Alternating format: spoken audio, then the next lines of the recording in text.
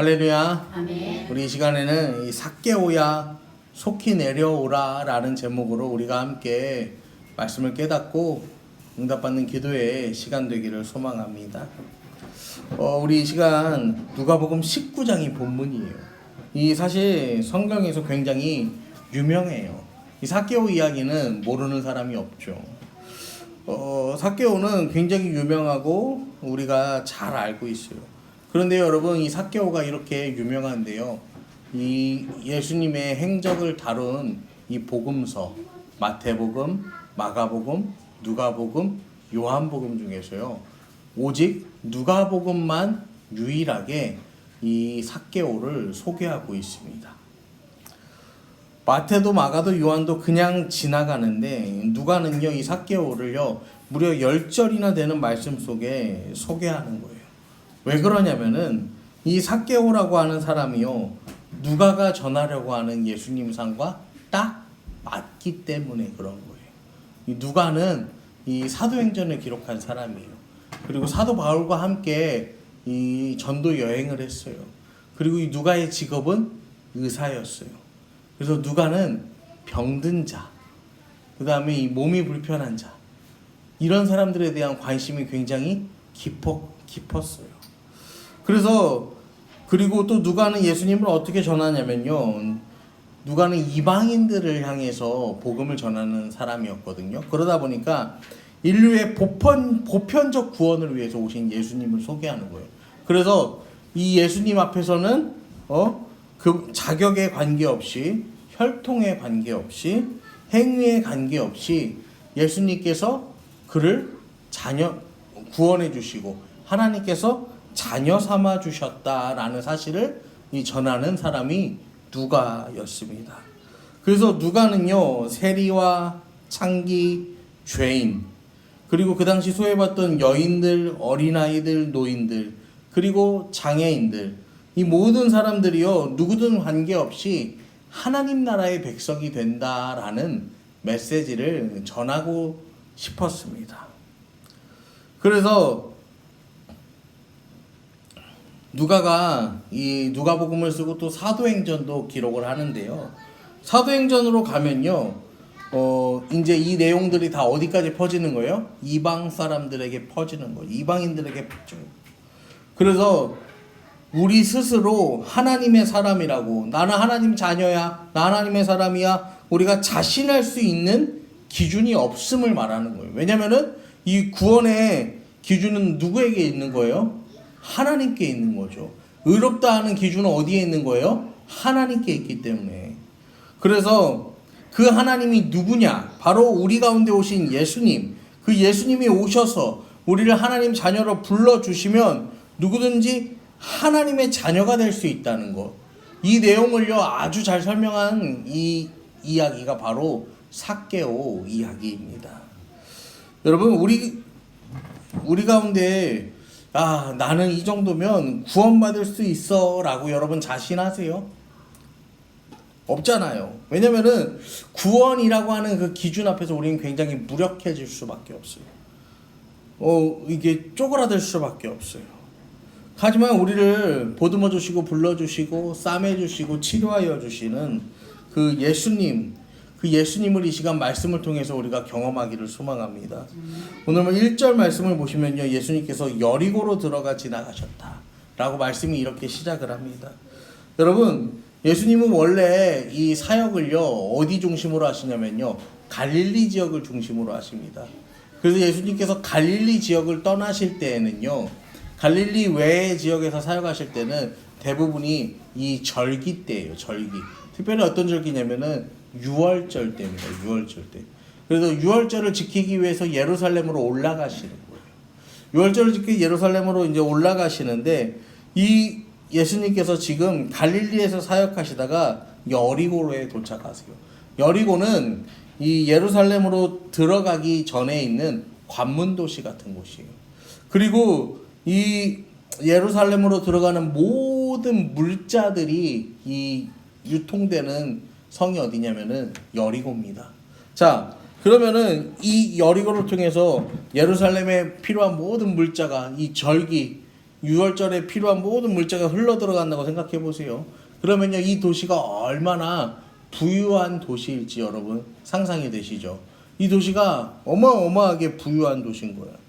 그런데 이 예수님께서 이 여리고를 통해서 어디를 들어가려고요?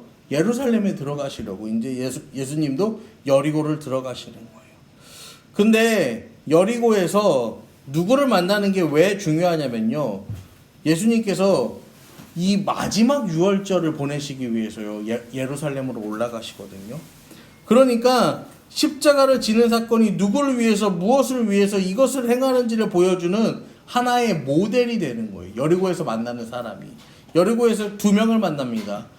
이 누가복음 18장에서 누구를 만나냐면요, 소경 바디메오를 만나요. 그리고 오늘 이 우리가 본 누가복음 19장 1절부터 10절의 본문에 이 세리장 삭개오를 만나게 됩니다. 여러분, 예수님이 여리고에서 두 사람을 만나는데 이 두 사람을 만나는 이유가 뭐냐면요, 이제 내가 예루살렘에 들어가면 내가 십자가를 지고 죽을 것인데 내가 십자가를 왜 지고 죽는지를 보여주는 거예요. 이 사건을 통해서 보는 건데, 첫 번째는 바디메오로 만나잖아요. 바디메오는 앞을 보지 못하는 사람이에요. 그러니까 지금 앞을 보지 못하는 사람들을 위해서 내가 십자가를 진다라는 것을 예수님이 말씀하시는 거예요. 자기 운명이 어떻게 될지도 모르고 그저 하루하루를 급급하게 오늘을 살아가는 우리들에게, 눈이 가려져서 이 앞을 제대로 보지 못하는 우리들에게 천국을 보여주시는 예수님의 구원의 역사, 그게 바로 십자가라는 거죠. 그리고 또 하나는 삭개오 이야기예요. 오늘 이 삭개오의 이야기가 예수님이 십자가를 지시는 이유라는 거예요. 자, 여러분, 이 삭개오가 여리고에 살고 있었는데 이 사람의 직업이 세리장이요, 또 부자다라고 성경은 말합니다. 여러분, 세리 중에 우두머리가 누구예요? 세리장이에요. 세리 중에 우두머리가 세리장. 이 당시에는요, 이 세금이 두 가지가 있어요. 직접세와 간접세가 있습니다. 이 직접세는요, 로마에서 직접 걷어가요. 그러면 이제 나머지 세금이 뭐예요? 간접세인 거야. 자, 간접세가 있는데 이 간접세는 세리를 세워서 걷는 거예요. 자, 근데 세리가 오늘 와갖고 이러는 거야. 너 물값이 이번 달은 1,000원이요. 이러는 거야. 근데 이제 세리가 다음 달에 와갖고 이번 달은 2,000원이요. 그리고 다음 달에 와갖고는 다시 1,000원 했다가 그 다음 달에는 5,000원이요. 이 마음대로 가격을 불러도 되는 거야. 그러니까 지금 왜냐면은 이 세리가요, 공무원이 아닙니다. 세리는 공무원이 아니요. 로마 정부에서 파견한 어떤 관리가 아니야. 이 사람들이 뭐냐면요, 약간 입찰을 해서 들어오는 거야. 입찰을 해갖고 입찰을 따서 들어오는 거야. 그러니까 이게 입찰을 따려면요, 뭘 하겠어요? 수없이 많은 로비를 해야겠죠. 그러니까 이 로비에 들어간 돈을 또 뭐 해야 되는 거야? 회수를 해야 되잖아. 그러니까 사람들에게요, 말도 안 되는 세금을 이제 걷기 시작하는 거예요, 이 세리들이. 그런데 그 세리들이 그렇게 도둑놈인데 이 세리들이 대장이잖아. 그러니까 이 삭개오라는 사람은 어떤 사람이에요? 도둑 중에 도둑? 왕도둑이었던 거죠. 그래서 이 사람들에게 막 이렇게 그렇게 과하게 걷어서 자기 배를 채우는 사람이었어. 여러분, 이 시대에 창기가 사람들에게 손가락질을 받고 세리가 손가락질을 받았어요. 왜 그러냐면은 율법을 어겨서 그런 거예요. 창기는 어떤 율법을 어깁니까? 간음하지 말라는 율법을 어기죠. 그 다음에 세리는 뭐예요? 세리는 도적질하지 말라는 율법을 어기는 거예요. 그러니까 사람들에게 아주 손가락질을 당하는 거예요. 자, 여러분, 그런데 이 세리장, 이 손가락질 받는 이 세리장의 이름이 뭐냐면요, 삭개오예요. 삭개오. 여러분, 이 부모가 자녀의 이름을 지을 때요, 어떤 마음으로 지을까요? 3월에 태어났으니까 3월이고 4월에 태어났으니까 4월이요?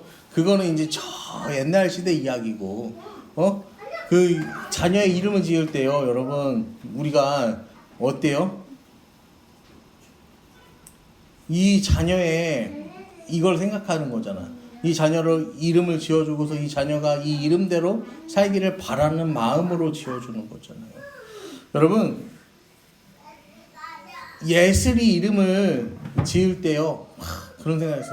나중에 우리 예슬이가 이 할머니가 됐을 때 병원에 갔는데 성예슬 할머니 이렇게 부르면은 얼마나 이상할까 그 생각을 해봤어. 근데 이제 생각해보니까 예슬이 친구들 이름을 생각해보니까 괜찮은 거야. 왜냐면은 가서 할머니들이 물리치료 받으러 왔는데 물리치료 받으러 온 할머니 이름이 뭐요? 예슬이 할머니, 그다음에 수빈이 할머니, 설이 할머니, 할아버지 이름도 어때? 민준이 할아버지 이런 식으로 하니까요 괜찮은 거야. 그 시대엔 괜찮겠더라고. 이 삭개오라는 이름도요. 삭개오라는 이름도 어때요? 삭개오라는 이름은요. 그 이름의 뜻이요. 순결하다라는 뜻이에요. 깨끗하다라는 뜻이에요. 그러니까 이 부모는요. 삭개오가 뱃속에 있을 때 삭개오의 이름을 준비하면서 이 아이가 어떻게 자라길 바랬던 거예요? 순결한 아이로, 깨끗한 아이로, 아주 고결한 사람이 되라고 그 이름을요 지어준 거예요. 자, 그런데 그 순결이라는 이름을 가진 삭개오가 왜 세리장이 되었을까? 그것도 이 여리고라고 하는 아주 이 경쟁이 치열한 그 도시에서 세리장이 되었을까? 이 부자 지역에서 세리장이 되려면은 이 삭개오라는 사람이 얼마나 치열하게 살았을지 여러분 우리가 상상해 볼 수 있게 되잖아요. 그래서 이 주석가 바클레이라는 분이요, 이 삭개오를요 이렇게 표현합니다. 내일의 만족을 위해서 오늘의 정직을 포기한 사람. 그러니까 이 삭개오는 어떤 사람인 거예요? 그저 성공만 바라보고 살아갔던 자기중심적인 인물이었던 거죠. 여러분, 그래서 막 이런 게 많잖아. 이렇게 교회 이름도 그렇잖아요. 교회 이름도 보면은 이런 거 있어. 대전교회가 있어. 근데 대전중앙도 있고 대전제일도 있고 막 이제 이래. 그게 왜 그럽니까? 사실은 옛날에 대전교회에서 자기들끼리 뭐 한 거야? 치고받고 싸워갖고 야 나가자 이래갖고 이제 뭐 하는 거야? 대전제일이 하나 나왔지. 그 다음에 대전제일에서 또 뭐 하는 거요? 치고받고 또 싸워서 나가고 또 뭐가 되는 거야? 대전중앙이 되는 거지. 그런 식으로요. 이 사람들 이 교회 이름도요. 참 이름대로 가지가 않아. 이름대로 가지가 않아. 그다음에 뭐 은혜교회는 어때요? 뭐 어떤 은혜교회를 특정히 겨냥해서 하는 거지만 은혜교회는 은혜가 없죠. 뭐 그런 식으로 그런 게 있잖아요. 여러분, 아름다운 교회 뭐 그러면은 아름답지가 않아. 이제 그런 이 교회들의 이런 이름대로 산다는 게 어려운 거를 이제 제가 말씀을 드리고 싶은 건데, 이 삭개오가 어떤 사람이냐면요. 이 3절과 4절의 말씀을 보시면요. 이 삭개오가 예수께서 어떤 사람인가 보고자 하여 이 어떤 사람인가 보고자 해요. 그러니까 이 삭개오라는 사람이요 예수님께 관심을 둔 거예요. 예수님에게 관심이 있었던 거예요. 야, 삭개오가 왜 관심이 있었을까요? 어떤 관심이 있었을까요? 삭개오의 관심의 이유가 뭘까요? 삭개오가 예수님에 대한 소문을 막 듣잖아. 그러면 이 예수님도 12제자가 있잖아. 예수님 제자 중에 누가 있어요? 예수님 제자 중에 누가 있어요? 마태복음을 쓴 마태가 있어. 마태의 직업이 뭐였죠? 마태의 직업은 세리였습니다. 그러니까 삭개오가 생각하기에 저 마태는 어떻게 저기를 따라다닐 수 있게 된 거지? 나 세리장이지만 저 마태도 나 못지않게 아주 그냥 돈만 밝히는 놈이었을 텐데 세상 성공만 쫓는 놈이었을 텐데 저 마태는 왜 그걸 다 집어던지고 저 예수를 따라다니는 걸까? 그리고 그 마태도 데리고 품고 다니시면서 이 하나님의 일꾼 삼으신 저 예수님이라면 내 인생의 어떤 이 공허함도 예수님은 채워주실 수 있지 않을까? 지금 삭개오는요 그런 생각을 하게 된 거예요. 자, 여러분, 그러니까요 이 삭개오가 궁금한 거야. 그 다음에 이 삭개오의 특징 중에 하나가 뭐냐면요, 세리장이고 부자. 그 다음에 우리가 잘 아는 특징이 뭐예요? 키가 작았다라고 성경은 말해요. 이 키가 작다라는 말이요, 이 헬라어로 미크로스인데 미크로스가 영어의 마이크로의 원어가 됩니다. 마이크로의 원어가 되는데 이 마이크로가요 그냥 작은 게 아니라, 그러니까 이 삭개오라는 사람이 그냥 작은 게 아니라 심하게 작다라는 거예요. 그러니까 그냥 키가 심하게 작은 게 아니라 이 삭개오라는 사람한테는요 뭐가 있었냐면은 장애가 있었다라는 뜻으로 해석될 수 있습니다. 남보다 키가 조금 작은 편이 아니라 이거는 장애가 있다. 너무 작은 거예요. 정말 문제가 있는 거예요. 그런데 이 사람이 어떻게 하냐면요 예수님을 보기 위해서 달려가서요 돌 무화과 나무 위에 올라갑니다. 우리가 옛날에는 뽕나무라고 했는데 그 나무가 돌 무화과 나무예요. 그 나무 위에 올라가는 거예요. 이 키가 작은 사람이요 자기 장애를 극복하기 위해서요 어떻게 사냐면요 달려가. 남들보다 앞서가려고 달려가. 그리고 남들보다 높이 가려고요 막 올라가는 사람. 이게 지금 삭개오가 살아온 모든 시간을 대변해주는 그런 표현이에요. 억지로 달려서 남보다 먼저 가려고 하고, 그러면 내가 남보다 키가 작으니까 그럼 내가 올라가면 될 거 아니야. 그렇게 열심히 나무를 타고 올라갔던 사람이에요. 어떻게든 자기 힘으로요 자기 삶의 문제를요 해결해 보려고 노력했던 사람이 누군 거예요? 삭개오라는 사람이었던 거예요. 여러분, 이 삭개오가 태어났을 때 뱃속에선 사랑받으면서 태어났겠죠. 태어나고 나니까 부모가 보니까 이 아이에게 장애가 있는 거야. 문제가 있는 거야. 그러니까요 어떻게 할까요? 지금이야 이 장애인에 대한 인식이요 좋죠.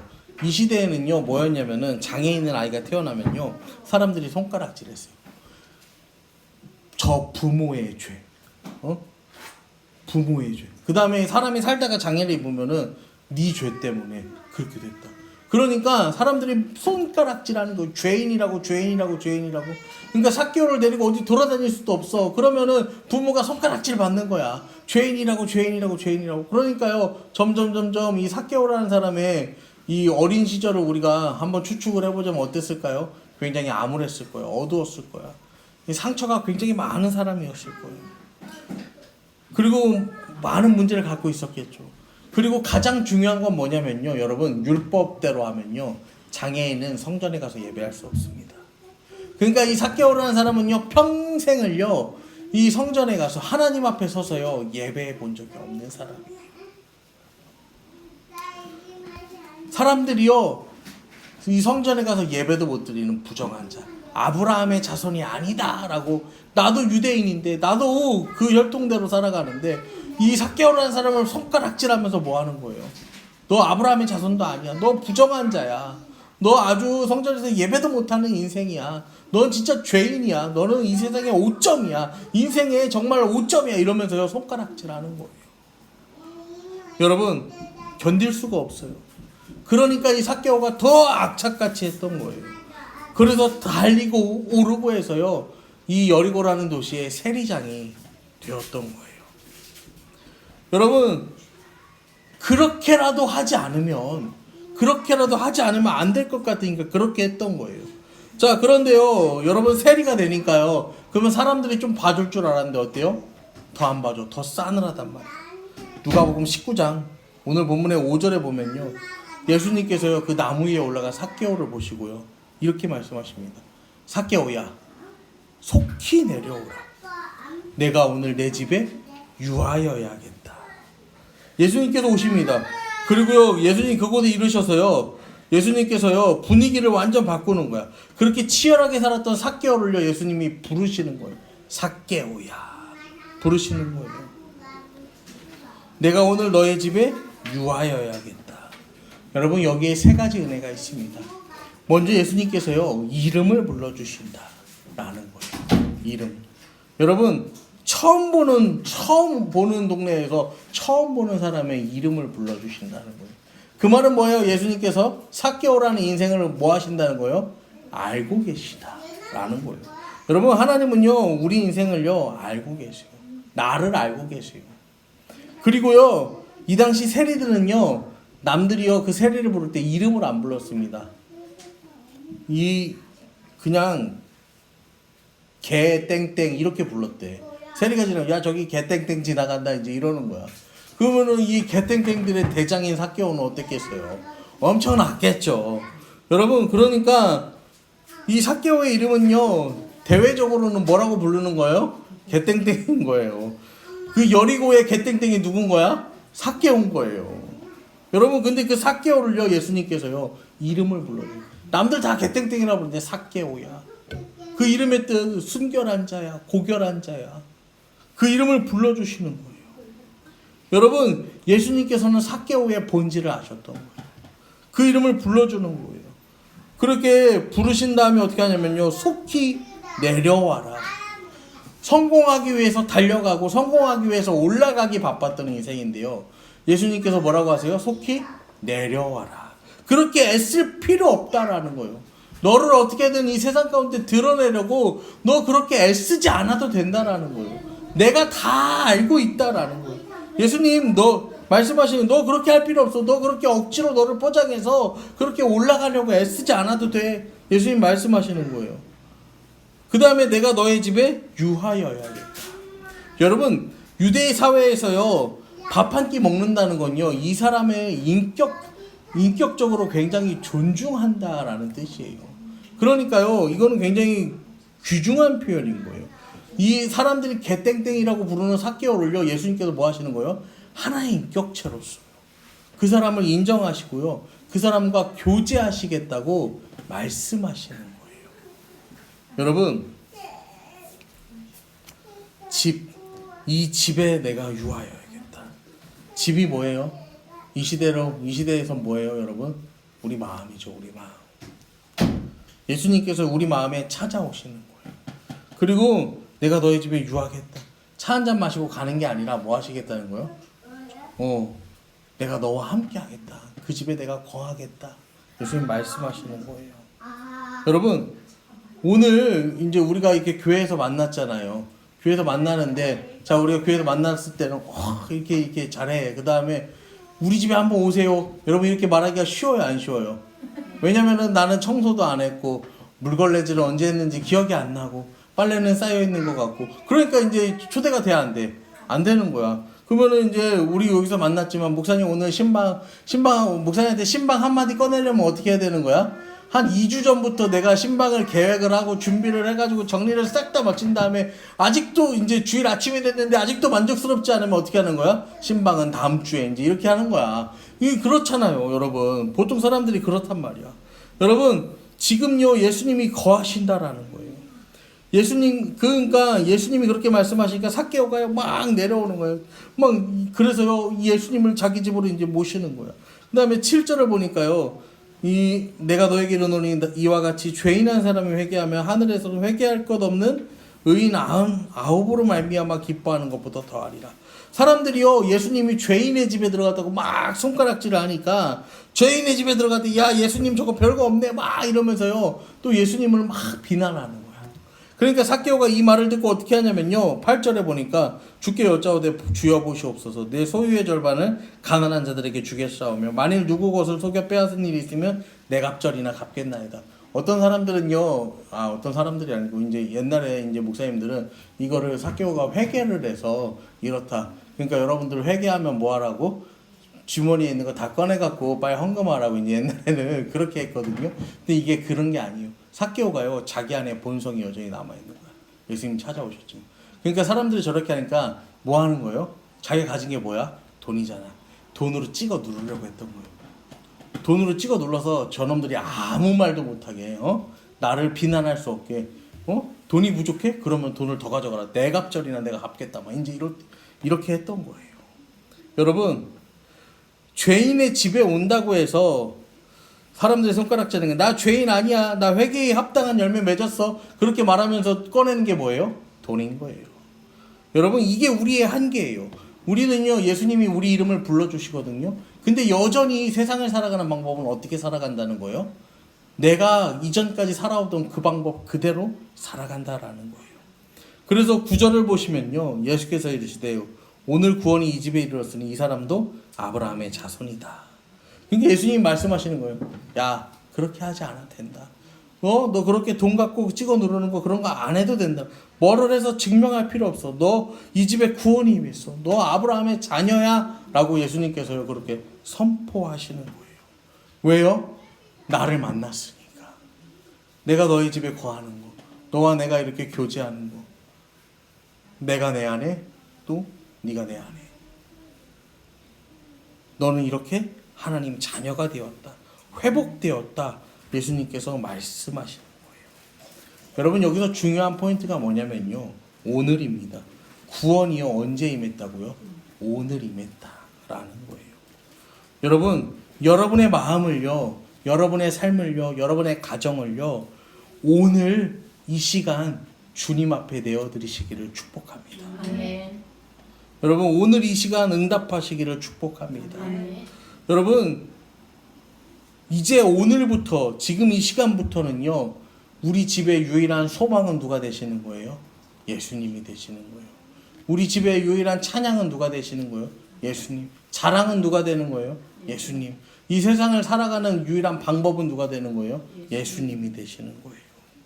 여러분 그리고요 10절에 예수님이 이렇게 말씀하세요. 인자가 온 것은 잃어버린 자를 찾아 구원하려 함이니라. 예수님이 이 땅에 오신 이유를 말씀하시는 건 나는 내가 왜 왔는지 아냐. 나는 잃어버린 자를 위해서 왔다는 거예요. 돈 많은 자 위해서 온 게 아니고 힘 있는 자 위해서 온 게 아니고 남들에게 큰 소리 떡떡 치는 사람을 위해서 온 게 아니고 나는 잃어버린 자를 찾아왔다. 여러분 예수님께서요 여러분을요 잃어버린 자를 찾기 위해서 이 땅 가운데 오셨다라는 사실 여러분 기억하세요. 여러분 삭개오는요 그 이름이 고결하고 순결하고 정결한 사람이었는데 그렇게 살지 못했어요. 자기를 잃어버리고 살았단 말이야. 여러분 지금도 세상 가운데 바쁘게 살아가는 여러분 그 악으로 깡으로 살아가는 인생들에게 예수님 말씀하시는 거예요. 나는 잃은 자를 찾기 위해서 왔다. 너를 찾기 위해서 내가 이 땅에 왔다. 예수님 말씀하세요. 그리고 나는 너의 이 인생을 내가 회복시켜 주겠다라고 말씀하시는 거예요. 하나님 자녀로 회복시켜 주십니다. 여러분 오늘 여러분 주님을 만나셨습니까? 주님이 여러분의 집에 찾아오셨어요. 여러분의 잃어버린 인생은 그 삶 가운데 주님이 찾아오셨습니까? 그러면요 오늘 예수님 앞에 여러분을 내어드리고 그 주님 만나는 그 감격적인 은혜를 체험하고 또 회복하는 그 시간 되기를 이 시간 간절히 축원합니다. 아멘.